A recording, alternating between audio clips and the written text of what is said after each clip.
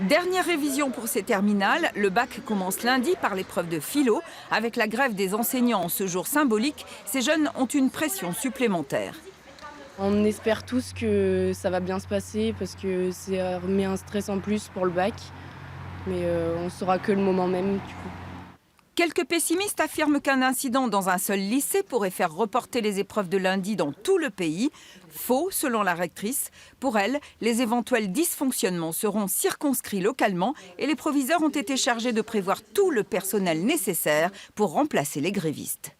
Les chefs d'établissement recrutent des surveillants enseignants, comme habituellement. Et s'ils ont estimé qu'il fallait avoir un pool de surveillants plus important, ils les ont recrutés. Le rectorat a même prévu un volant d'enseignants qui habituellement surveille des concours. Les syndicats qui appellent à faire grève estiment que tout est de la faute de Jean-Michel Blanquer.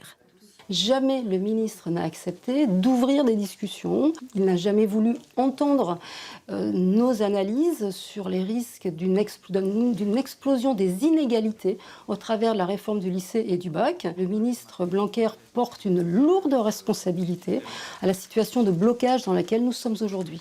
D'autres syndicats n'appellent pas à la grève, mais en comprennent les motivations.